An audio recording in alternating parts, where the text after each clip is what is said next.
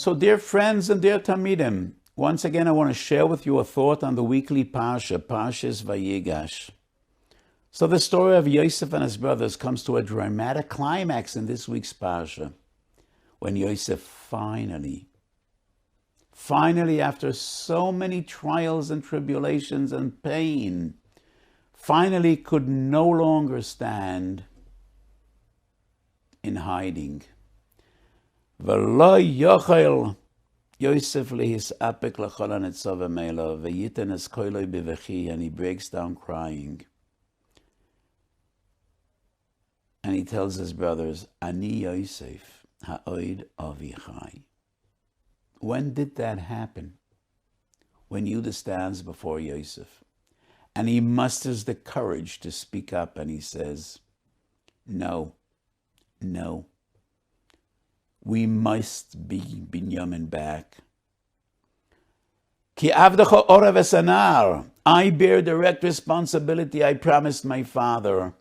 Yeshivnu avdecho tachas anar. And I am willing to serve you as an eved, as a slave. Let him go. That is when Yosef finally says, enough is enough. Why? I think this is such a profound thought. We don't judge the Office Akdoshim. Whatever they did is above and beyond the realm of our understanding. But Chazal did teach us. Yes, we analyze and we judge just to the extent to learn derech chayim v'toichachas musar. Why is Yosef putting his brothers through all this pain, through all this suffering? Why is he tormenting them again and again and again? When he first sees them, why doesn't he simply say, I'm Yosef, bring your father, everything is okay, everything will be okay? I think this is a profound thought. In last week's Parshat, Parshas Miketz, in a moment of private reflection, when Yosef's brothers are sitting in a dungeon, in custody in this foreign land, and they make a cheshbon nefesh. Vayoimru ish el ochiv, aval hashemem anachanu alochinu, asher ro'inu b'tzoros nafshoi b'schanenu yoleinu, v'lo shamanu al kein bo oleinu atzoro azois. They say one to another, we are to blame. We brought this upon ourselves. We saw his pain. He cried out to us, and we didn't listen. And l'chayr, it's a tema, it's a pele. Is that the crime? The crime was they threw him into the pit, a pit full of serpents and snakes and scorpions. And then when they took him out, they sold him as a slave. That was their sin. Yes, that was the crime. But what was the origin of this crime? What was the basis? Ro'inu b'tzoros nafshoi b'schanenu yoleinu v'lo shamanu. He's our brother. And he was crying and begging. And our hearts turned to stone, and we closed our ears. Lo shamanu, we didn't listen. We refused to hear his cries and his pleas. That is aim kol chatos. Yosef knows he needs to fix this, not for his brother's sake, but for the future of Klal Yisrael. I explained many times what happens with the Avos and the Shvotim happens with us. That is our story, in a way. The Ari HaKodesh explains and reveals Asora Haruge Malchus, thousands of years later, were a kapora for the Chet of Mechiras Yosef. There were 10 brothers, part of this conspiracy, part of this plot. 10 greatest Tanoim paid the price. Yosef knows this is something that needs to be fixed, and it is his responsibility to fix it for the coming generations, for the future of Klal Yisrael. It's not something personal between him and his brothers. What needs to be fixed? That needs to be fixed. We need to care, we need to listen, we need to hear. We need to hear and feel each other's pain. Yosef is waiting. He's waiting, and he is tormented even more than his brothers are. But he knows the time has not yet come. It is only when Yehuda says, Ki avdechu ora v'sanar, I took upon myself responsibility. He's my brother, and I won't let him fail. I took upon myself personal liability, principality for my father Yaakov, and I will not go back without him. It is not only that I took responsibility, I am willing to bear the consequences. Yeshivnu avdechu tachas anar. Let him go, and I personally will pay the price.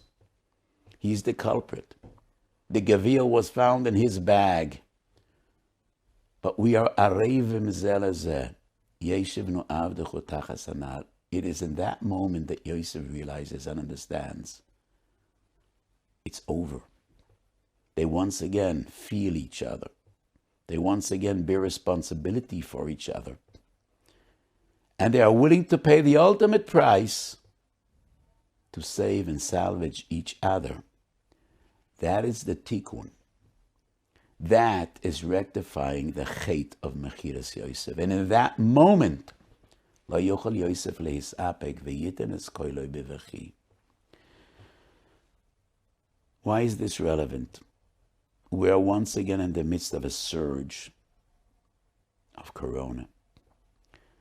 I said a month ago, and so many times throughout this pandemic, I said, I wish I would be wrong. I wish people would laugh at me and say that Weiss was hysterical. He said silly things. I wish at least once I would be wrong, and I'm sad to be right. A month ago I said, when people took off their masks and we thought it's over. And I was afraid it's not over. It's going to be back with a vengeance, and it is back with a vengeance. Once again, there's a surge and a spike in cases. And my dear friends, people are dying. Every day people are dying. Every Jewish life is precious. Every Jewish neshama is precious. But it is part of human nature.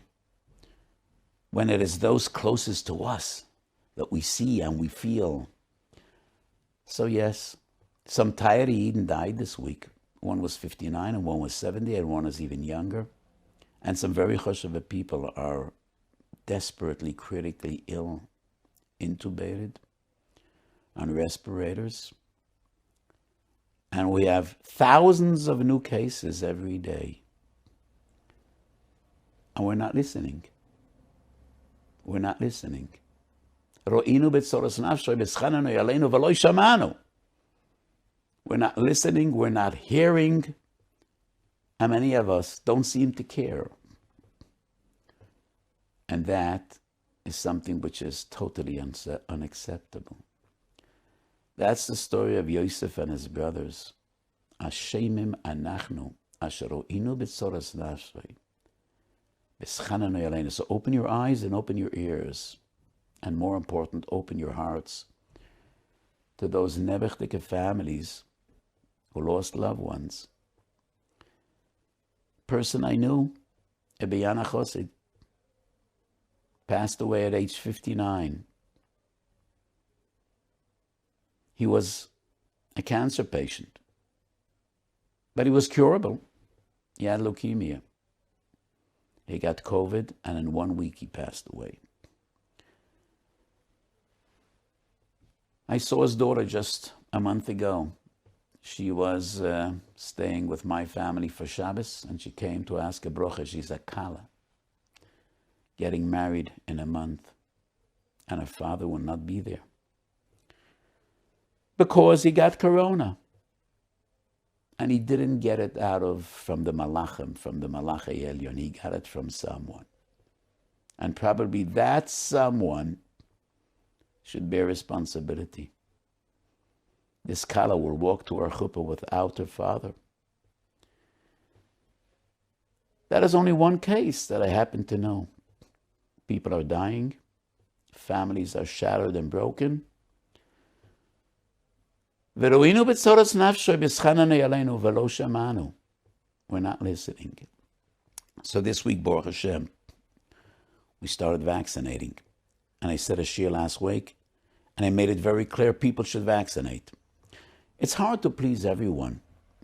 Some were angry, why do I say we need to vaccinate? And others came with tinus, why didn't they say it's a halachic obligation to vaccinate? So the reason I didn't say it's a chiyuv, because I am a Shulchan Aruch Yid. I say what I think, and I don't say just what I want to say. I didn't say it's a chiyuv because I don't think we could, by halachic definition, say it's a chiyuv. If a person wants to hide behind his mask and lock himself up at home, not to get infected, not to infect others, he's entitled to do so. I know that a mask is not foolproof and neither is social distancing. I know that as well as anyone else. But I still cannot say it's a chiyuv. But I'm astounded. We're from Jews. We only do what's a chiyuv. Chiyuv or not, it is what we need to do. It is what we should do. We need to hear the pain and the anguish and the cries of Amchu Beis Yisrael, of those families that are losing loved ones. So we should vaccinate, and we should distance, and we should wear masks till we vaccinate. We need to hear the pain of others. We need to care, and we need to do everything within our power to take this away. Shakadosh Baruch Hu yaracham aleinu. We should feel each other. We should care for each other, and HaKadosh Baruch Hu should care for us. Midah keneged midah. We should be Zorcha B'Korah B'Yameinu to be as Moshiach Tzedkeinu, Binyan Beis HaMikdash B'Meheru V'Yameinu Amen. Have a beautiful, wonderful Shabbos. Good Shabbos to everyone.